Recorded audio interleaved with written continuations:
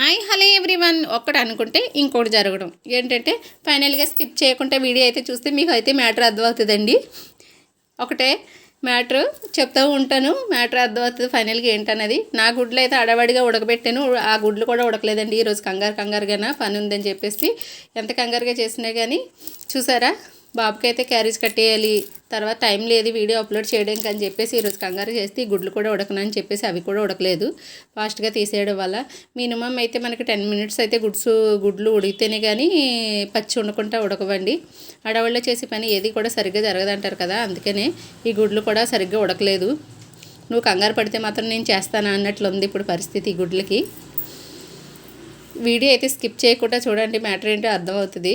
మీకు ఎప్పుడైనా ఇలా జరిగిందా? కంగారులో చేసేటప్పుడు నాకైతే చూసారా ఎప్పుడూ ఉండదు, కానీ నాకు ఈ గుడ్లు అయితే ఏగనంటున్నాయి. అసలు 2 గుడ్లు అయితే ఏగానే ఒక గుడ్డు అయితే నేను పట్టుకుని అక్కడే కూర్చుంటానని చెప్పేసి అది అసలే ఏగట్లేదు, అక్కడే కూర్చుంది చూసారా. ఫైనల్గా ఈ 2 అయితే తీస్తాను, ఆ గుడ్డు అయితే ఏగనంటుంది, అక్కడే కూర్చుంది. మళ్ళీ అటు తిప్పి ఇటు వేపేటప్పుడు కొంచెం ఏదో అయినట్టు అయింది, కానీ ఫైనల్గా ఆ గుడ్డు పరిస్థితి ఏమైందో చూడండి. కర్రీలు అక్కడ కూడా ఉన్నంటుంది. అదే కడాయిలో ఆయిల్ వేసాం కదా, మరి ఉల్లిపాయలు అయితే యాడ్ చేసుకుని కొంచెం అవి గోల్డెన్ కలర్ వచ్చినంత వరకు వేపేసుకుందాము. ఈలోగానే అయితే నేను టమాటా అండ్ ఆనియన్స్ మిక్సీ అయితే పెట్టేసుకున్నానండి, అది కూడా యాడ్ చేసేద్దాం. తొందరగా చేసేటప్పుడు ఎవరికైనా పని ఉండేటప్పుడు గుడ్లు ఎగ్స్ కర్రీ అయితే ఇలా తయారు చేసుకోవచ్చండి, చాలా ఈజీగానా ఫాస్ట్గానా. ఎగ్స్ కూడా యాడ్ చేస్తాను. ఇందులో కొంచెం పసుపు, కొంచెం కారం, కొంచెం గరం మసాలా, కొంచెం ధనియాల పౌడర్, సరిపడా సాల్టు, కారం అన్నీ వేసి అయితే కలిపేస్తానండి. కంగారుగా వీడియో చేస్తున్నాను, కంగారుగా చేస్తాను పని కూడా. ఈరోజు క్యారేజ్ అయితే బాబుకి టైంకి ఉన్నాను, బాక్స్ అయితే రెడీ చేస్తానండి. మార్నింగే క్యారేజ్ కట్టేయాలని చెప్పేసి. ఎగ్ కర్రీకి అయితే అన్నీ ఫైనల్గా అయిపోయింది. ఆ గుడ్డు కూడా నేను ఉన్నంటుంది 2 పీసెస్ అయిపోయింది.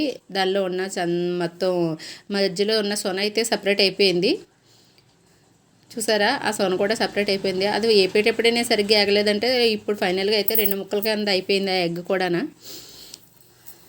కామెడీగా ఉంది కదా ఈరోజు అన్నట్టు, కామెడీగా అయిపోయింది. నేను అనుకున్న పని అయితే అవ్వలేదండి. నేనైతే బయటకు వెళ్ళాను, లైవ్ కూడా చేద్దాం అనుకున్నాను. ఫైనల్గా ఇంటికి దగ్గరికి వస్తానని చెప్పేసి ఆపేసాను. ఈరోజు లైవ్ చేద్దామని అనుకుంటున్నాను మళ్ళీని. ఈరోజైతే ఒక 1 అవర్ 2 అవర్స్ అయితే కంపల్సరీ అయితే లైవ్ చేస్తాను వెళ్ళే వేలోని.